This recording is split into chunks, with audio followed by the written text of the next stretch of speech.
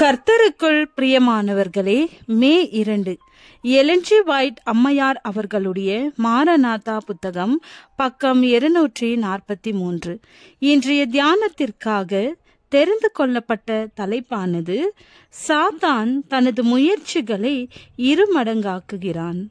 வசனம் சங்கீதம் 34வது அதிகாரம் 7வது வசனம். கர்த்தருடைய தூதன் அவருக்கு பயந்தவர்களை சூழ பாளையமிறங்கி அவர்களை விடுவிக்கிறார்.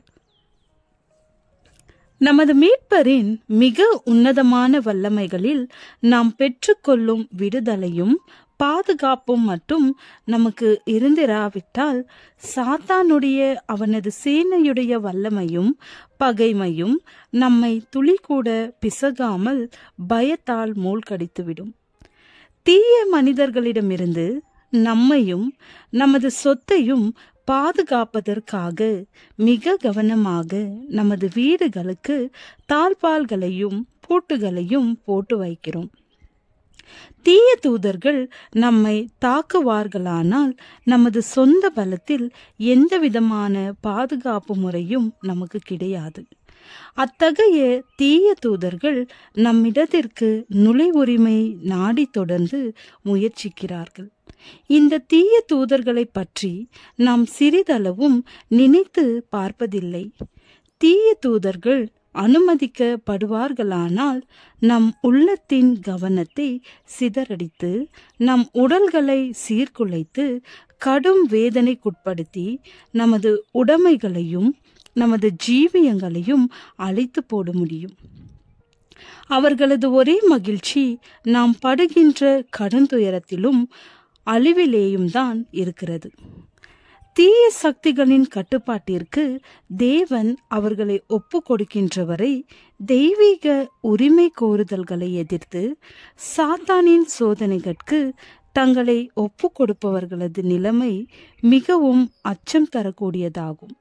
ஆனால் கிறிஸ்துவை பின்பற்றுபவர்கள் அவரது பராமரிப்பிற்கடியில் எப்பொழுதும் பாதுகாப்புடன் இருக்கிறார்கள். மேம்பட்ட வல்லமையுள்ள தூதர்கள் அவர்களின் பாதுகாப்பிற்காக பரலோகத்தினின்று அனுப்பப்படுகின்றனர். தேவன் நமது பாதுகாப்பிற்காக வைத்திருக்கும் காவலை கடந்து தீய சக்தி உள்ளே வர முடியாது. சுமார் 6000 ஆண்டுகளாக கிறிஸ்துவிற்கும் சாத்தானுக்கும் இடையில் நடைபெற்று கொண்டிருக்கும் இந்த மாபெரும் போராட்டம் முடிவடையும் தருவாயில் இருக்கிறது. தனது கண்ணிகளில் ஆத்துமாக்களை கட்டி வைக்கவும் மனிதனின் சார்பாக கிறிஸ்து செய்யும் பணியை முறியடிக்கவும் அந்த தீயவன் தனது முயற்சிகளை மீண்டும் இரட்டிப்பாக்குகிறான்.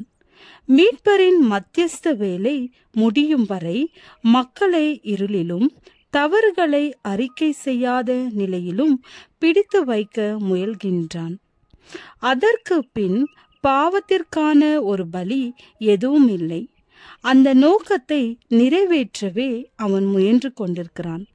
சாத்தானின் வல்லமையை எதிர்ப்பதற்காக சிறப்பான முயற்சிகள் எதுவும் செய்யப்படாத பொழுது உலகத்திலும் சபையிலும் அக்கறையற்ற தன்மை நிலவும் பொழுது சாத்தானும் அதை குறித்து கவலைப்படாமல் இருக்கின்றான். ஏனெனில் யாரையெல்லாம் தனது சித்தத்தின்படி சிறைப்படுத்தி நடத்தி வந்திருக்கிறானோ அவர்களை இழந்து விடுகின்ற எத்தகைய ஆபத்திலும் அவன் இல்லை. ஆனால் நித்திய காரியங்களை குறித்து அக்கறை செலுத்தும்படியாக கவனம் ஈர்க்கப்படும் பொழுது ரட்சிக்கப்பட நான் என்ன செய்ய வேண்டும் என்று ஆத்துமாக்கள் வினவும் பொழுது அவன் கிறிஸ்துவின் வல்லமைக்கு எதிராக தனது வல்லமை நிகரானது என்று காட்டுவதற்கு முயற்சித்து களத்தில் இறங்குகிறான். தேவனை தொழுது கொள்ளத்தக்கதாக கூடி வரும்பொழுது அவன் அங்கு இருக்கின்றான்.